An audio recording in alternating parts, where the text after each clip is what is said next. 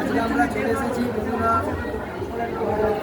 পূর্ব মেদিনীপুরের আরেকটি অর্ধধাম জগৎপুর কালীমায়ের মন্দিরে। এখানে এসে আমি কথা বলবো মন্দির সম্পর্কে। ওখানে বলে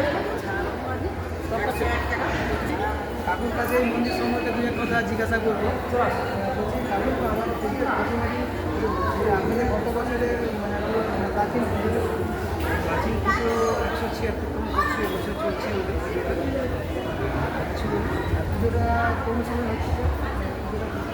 তৃতীয় হচ্ছে তৃতীয়তে নরসিংহ চতুর্দশী তিথিতে আমাদের পুজোটা হয় প্রত্যেক বছর। কোনো সময় দেখা যায় যে জ্যৈষ্ঠ মাসের 5-7 পর্যন্ত চলে যায় তিথিটা, আবার বৈশাখে বেলাটি বেশিরভাগ সময় থাকে। তবে নরসিংহ চতুর্দশীতে হলেও অনেক জায়গায় এই তিথিতে পুজো হয়, কিন্তু পুজোটা অনেক সময় আমাদের থেকে একদিন আগে অন্যান্য জায়গায় হয়ে যায়। যেমন জৌনকোটা ওই জায়গায় আমাদের আগের দিন হয়। আমাদের চতুর্দশী তিথিটা যেদিন রাত্রে 10-11 পর্যন্ত থাকবে আমাদের প্রথমটা হয় চতুর্দশী। আর রাত্রে যদি পূর্ণিমা পেয়েও যায় তাতে কোনো ক্ষতি হয় না, পুজোটা পূর্ণিমা রাখবে। আর অনেক সময় যদি চতুর্দশী দুপুরবেলা কিনে সেদিন আগের দিনেই মানে নিউ লেভেল পুজোটা পুজো তো মানুষের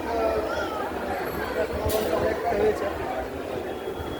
হ্যাঁ, সময় মানে এবছর মায়ের মূর্তির প্রাণ প্রতিষ্ঠা এবং শীতলা, শিব এবং গণেশজির প্রাণ প্রতিষ্ঠা হয়েছে এবং নবনির্মিত মন্দির, তাই কারণে বহু মানুষের মনে একটা দাগ কেটেছে। সে কারণে বহু মানুষের এটা আমরা বলবো কেন, এটা বলতে চাইছি যে মানুষের মনে একটা জায়গা করুক আমাদের মন্দির।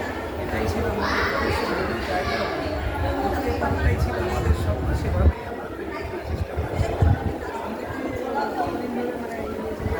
এটা বলতে আমরা যখন আমি ছোটোবেলার থেকে দেখেছিলাম যে মাটির বাড়ি, আমি সামনে ছিল মাটির ছেড়ে একটা ছোটো পাকা তৈরি হয়েছিল। গ্রামবাসী এবং সবাই ছিল যে একটা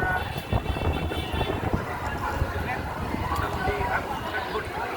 সেই কারণে মোটামুটি আমরা প্রায় 10 বছর আগে এই সিদ্ধান্ত নিয়েছিলাম যে একটা ভালো গ্রামবাসী আমাদের উদ্যোগে সারা জানায় এবং সমস্ত গ্রামবাসী মায়েরা এই মন্দিরের পরিশ্রম করে অর্থাৎ মাটি কেটে ভেঙে যাচাই করে মন্দিরের ভিত্তি করেছে। এইভাবেই মোটামুটি সমগ্র গ্রামবাসী আমাদের গ্রামের মানুষই না, এখন বাঁচবে না। স্বতঃস্ফূর্তভাবে মন্দির এই নিয়েছিলেন, আমরা একটা